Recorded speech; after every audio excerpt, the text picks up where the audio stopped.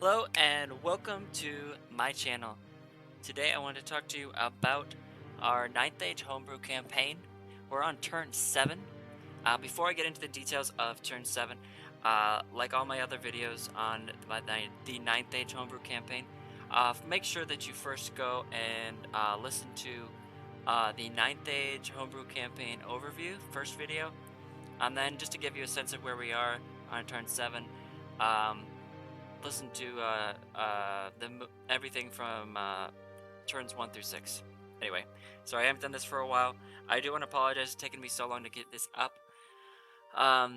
We've kind of lost motivation in the campaign, so I'm gonna do turn 7 and turn 8 is kind of where we've ended for now. Um, I don't know if the campaign's gonna continuing for now, but I just I want to catch up. I'll do turn 7 and hopefully I can do turn 8 later this week as well. And that'll at least get you up to speed on where we are at. Um, Mostly, not sure. I think people have just kind of gotten a little discouraged, and with everything going on in the world right now, as I'm recording this, we're in the midst of the COVID-19 pandemic, so we're not really interacting with each other. Especially because my brother, who runs this whole thing, his wife is actually due soon. Uh, with their first child.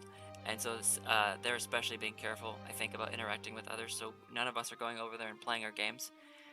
So we're just kind of at a halt right now in the campaign, and I don't know how long that's going to last. So anyway, I'll catch you guys up on turn 7 and turn 8 later on this week, hopefully. There are some battles that were played earlier that I could do battle reports on, but again, I don't have very good pictures for those, and they're just not as interesting if I don't have pictures. So anyway, sorry to have that longer intro and explanation, but here we are on turn 7. So I'm gonna go through the random events. As you can see, this already happened.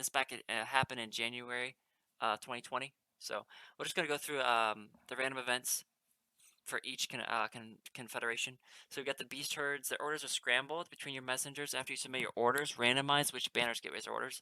We've seen that before. Okay, so that means the banners from these beast herds armies aren't gonna. They're basically not gonna do what that player wants them to do because they're gonna be randomized. So the other beast herds faction, 2 random banners are confused by the orders you give them, and will use their next turn to move to one randomly determined adjacent territory.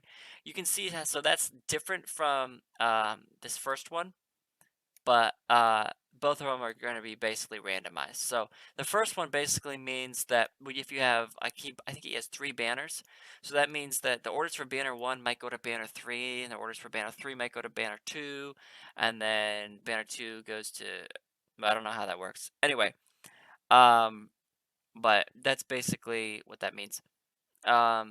Beast versus Jagged Horn. The other faction, though, that means you get 2 banners, and no matter what the orders are that you give them, they're still going to make a random move.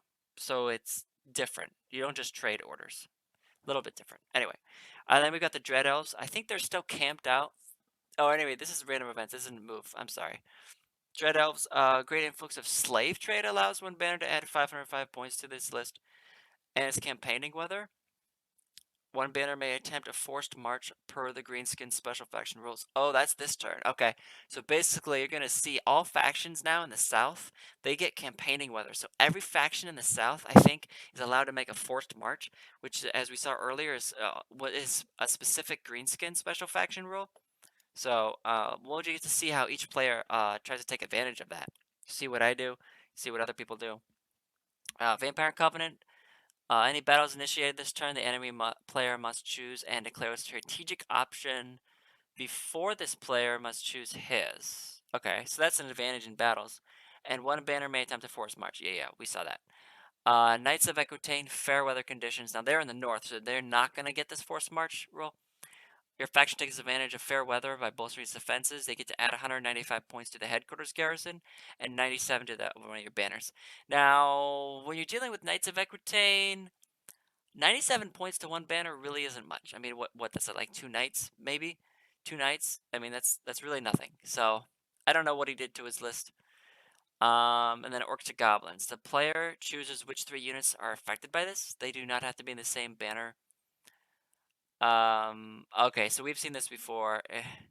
They get heavy armor or light armor and a shield. And this is to our orcs and goblins. 3 units in an orcs and goblins banner. Yeah. I'm not sure how much that affects him because I think most orcs and goblins already have that option to take heavy armor or light armor and a shield, so I don't know how advantageous that is. Although it doesn't cost points, so that could be good. And sorry, ancients. Oh, this is funny. An egg was found. Add a monstrous amount to one of the characters in your army. The banner's total points changes to the total with this amount, and the list may be changed. Now, I don't know. It doesn't specify here. I'd have to actually text my brother and ask. But it says add a monstrous amount to one of the characters in your army. I don't know if that has to be a monstrous amount that that army has access to. So the Saurian ancients can ride carnosaurs. I don't. Maybe Taurosar or something is also considered a monstrous amount. I don't know if they're allowed to like add a dragon or something, because that would be. I don't know how much that would change your thing. The banner's total points changes to the total with this amount, and the list may be changed. Okay, and so when this happens, you do have to make this. I think that you have to make this legal. So I think you have to add core, because a lot of people don't have enough leeway to add a 500 point mount or whatever. But I mean that could really crazy and balance certain armies. But that's really cool. That's like one of the coolest things I've seen in this campaign for a long time. All right, and Warriors of the Dark Gods. Retreat result in battle is treated automatically as scattered. And additionally, any faction that raised a territory in the previous turn loses one random non-special map section to raising for each territory the faction raised. One banner may attempt to force march per the Greenskins special faction rules. Okay, so any faction that raised a territory purposefully loses one random non-special map section to raising. Okay, so that's kind of a penalty for raising. I think we saw that before. All right, now these are my factions.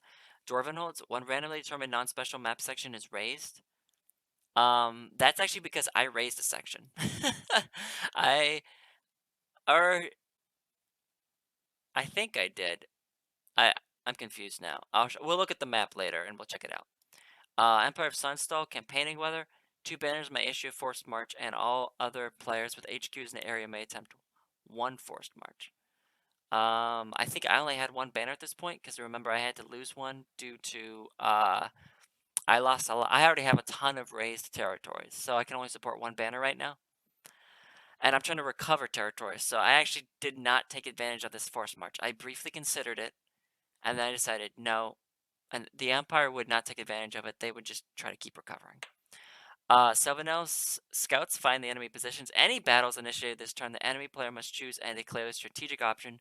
Before this player must choose his. One banner may attempt to force march per the Greenskins special faction rules. I actually do attempt this, so we'll take a look later at what I actually try to do. Undying Dynasty, this is also mine. One random non-special controlled territory, not adjacent, and following all the rules for new HQs becomes an HQ location. The player may choose which faction it will belong to, but each faction in the Confederation must have one HQ before a second one is assigned to another faction. Now, going way back to my initial video on the overview, I'm actually playing 5 factions, but we each only started with 4 on the board. My 5th faction is Kingdom of Aquitaine, so per this special random event, Kingdom of Aquitaine now has an HQ on the board, and I can make Kingdom of Aquitaine banners. I'm not going to go into any more detail of why that is. Go and listen to my overview if you want to find out why those are the rules that we're playing with. So anyway, this is kind of like groundbreaking because now I have 5 HQs on the board. So that's really interesting. Now, if this happened to anyone else, though, actually, I think this also happened to my brother on the following turn or something. Because he was able to bring in his 5th faction. But no, everyone else is just basically playing like 2 factions, and then they just have 2 HQs for each or something.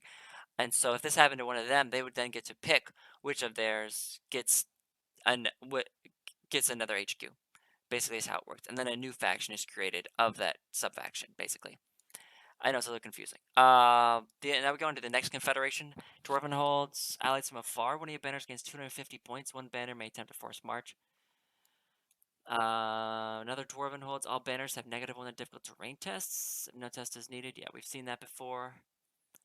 Zulfbar, fair weather conditions. Your faction takes advantage of this by bolstering its defenses.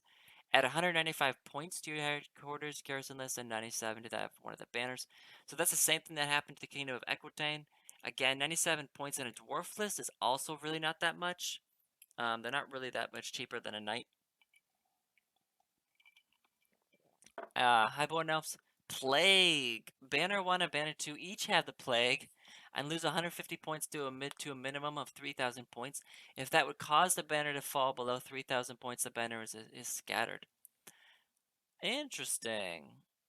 I didn't know that that happened. I didn't check it out because they're actually getting really close to my Undying Dynasty factions. I have several banners. We're kind of playing cat and mouse, and so this actually helps me out a lot.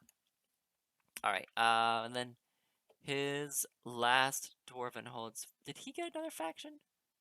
He must have gotten 1, 2, 3, 4. Did he get a 5th faction? We'll look at the map. Shady Craftsman, faulty armor. One randomly determined unit with armor must lose it permanently. If no units have armor, then oh, I know what happened. He took a headquarters. So I guess when you take a headquarters, that makes a new faction. I didn't know that was the case. Oh, faulty armor. So that happened to my Sylvan Elves too. If no units have armor, then a character must lose it. If the banner list is changed, a unit affected by this cannot be decreased in point cost. Yeah. Alright, and then the last faction is Ogre Khans, Tuskfangs, Spoiled Food. One randomly determined banner loses 130 points to a minimum of 3,000. Oof. I think that's because they lost their headquarters. Oh, no. So the other faction was the one. So the other Ogre Khan faction, they mutinied due to losing the headquarters. One randomly determined banner, banner 3, loses 750 points to a minimum of 3,000. If that would cause the banner to fall below 3,000, the banner is scattered. But when you're scattered, you go back to your headquarters, but they don't have a headquarters anymore. So that's just, that faction's all messed up. Undying Dynasties, Gold Dynasty. Plague. They also got the Plague. 2 randomly determined banners lose 450 points. Wow. Okay. I didn't know that either. And banner 2 retreats. Huh. And Libar, fair weather conditions. Your faction takes advantage of this by bolstering its defenses. Right. Okay. Cool. Alright. I'm just gonna go real quick through turn orders because these don't really mean much unless you're looking at the map. So we'll look at the map shortly here. Basically, we got Kargur's Rampage. They held and they gained 25 points after the battle. Traveler's Sight holds and gains 50 points. Banner 3 holds and gains 100, and Banner 4 holds.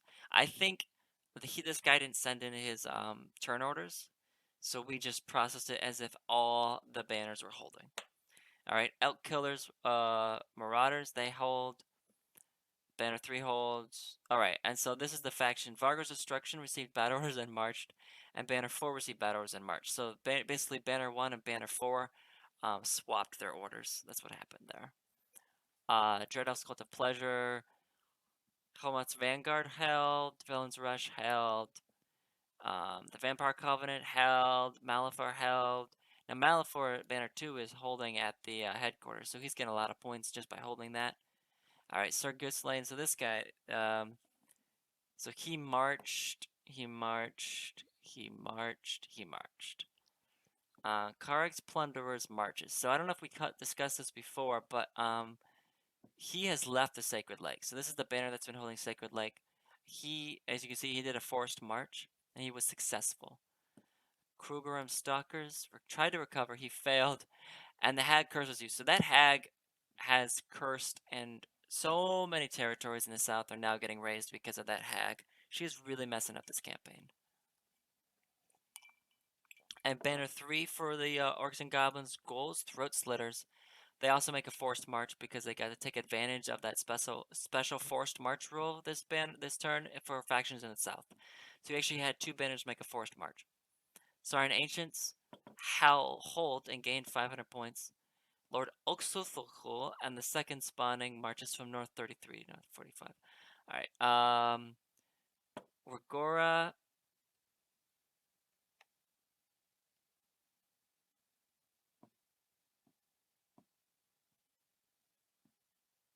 Ravager of Men marches. Wolf Forgers marches. Oh right, I fought Wolf's Forgers. That was an interesting battle. I forgot I played that. Um, Battle at the crossroads with my forest band, and I lost. I had to retreat, even though I outnumbered him. It was not a good battle. Not a good battle. I don't have a very good balanced list. I'm just putting the units in that I think are fluff-wise fun. So, all right, then onto my regiment. All right, so Thori Rogbreaker's regiment of the hold. I raised South 36. I gained 400 points, but then it takes too long and I failed to move after. So anytime you raise, you're allowed to make a roll to see if you can move after. I failed that roll, so I wasn't able to move after. But we'll take a look at the map and see what a cheeky dwarf I was. Finky the Wise's mining core. I moved to North 119 and I battle with Banner 1 of Libaris. So that was, I think I played that. I played that battle. I'm getting all confused now, but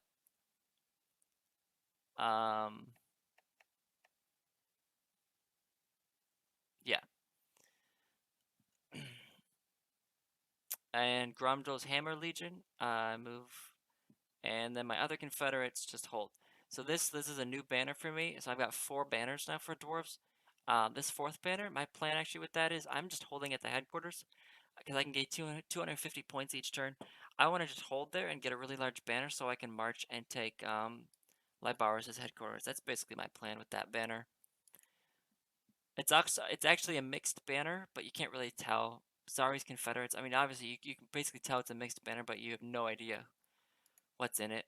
So, and then my empire though is down to only 1 banner. I recover, and I was successful. So I finally recovered one of my raised territories. Woo! Go Empire! And now we've got my 5th faction that is new to the game board, Kingdom of Equitaine. Banner 1, I hold and gain points. I'm just going to hold there. I'm not really sure what to do right now. So I'm just going to hold with that and get a big Kingdom of Equitaine banner. Alright. Then we got the Place Forest Band. Now I raise as well. I'm successful. Then I attempt a forced march. I successfully move. But because I move into a space that the warriors of the dark gods are in, I have to fight a battle, and I can't take full advantage of my forced march. So I should have done something a little different, and I was a little greedy. I'll show you on the map, but and then my other banner just moves. All right, and my Undying Dynasty, I move except for my 4th banner holds. So I've got 2 factions with 4 banners, and each of the 4th banner is holding. Alright, Dwarven holds. These just are holding. I don't think he turned in his hold orders either. Or turn orders. So that's what he's holding. So basically everything else is holding except for then I fought a battle with an Undying Dynasty faction with my Dwarven holds. And that's that. Alright. So that's turn 7. I did it real quick. Let's take a look at the map. Alright, let's zoom in. Let's go from north to south, west to east. So up here, you can see, wait for this to load. We've got Kingdom of Equitaine and my Undying Dynasties. Here's my 4th banner. Now down here, this is where my Kingdom of Equitaine faction has now come in. So now I have a headquarters here with a banner. I've got 3 Undying Dynasty factions here. Or banners here, excuse me. That's why I'm not moving, because I don't want to take spaces away from Undying Dynasties. I also don't want to move because I don't want to lose this headquarters to the High Elves. So, Highborn Elves. So, that's what I'm doing. Um, yeah, and I'm staying next to the roads because I have an alliance with this Kingdom of Aquitaine, and they can support me. So, this is rife with possibilities for huge battles, but I don't know when we're going to be able to play again. So, keep that in mind. There was a battle at Malco that was taking place, or at least maybe last turn, but they actually did not have a chance to play it. Because they did not have a chance to play it, that's actually why all these people were just holding. Because when you have a battle going on, your faction just holds. So that's the way we came up with that, so that you can't abuse, like, you get into a battle, but then you don't actually fight it. And so we didn't want people to abuse that power. So, anything else interesting going on? Not really. I mean, armies, people are just getting really large. Okay, so down here, this bridge. Okay, so this is not my brother made a mistake, so this map isn't accurate. This bridge is not raised. This bridge is raised. So this dwarf banner down here, I raised. I was afraid that vampire counts would come north, and I did not want that. So as a dwarf, I figure I'm gonna raise the bridge and move across. So I'll have one banner south of this bridge, and other people are not gonna be able to come north. Then this banner, banner 3, can just gobble up all these spaces.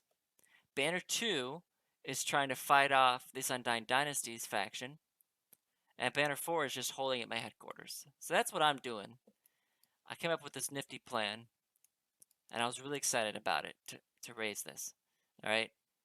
Here you just see everyone's just kind of holding. This is where my Sylvan Elves fought Warriors of the Dark Gods, excuse me. Now, I started the turn here in South 87. I raised it, so I got more points. Then I moved to the crossroads. I have to fight. And then I was trying to make a forced march to 68. What I should have done was just make a forced march to the road and then a 68. And then I would have been here. But I didn't do that. And instead, by the end of this turn, I lose the battle and I have to retreat. And I think I have to retreat back to here. So that's what happens there.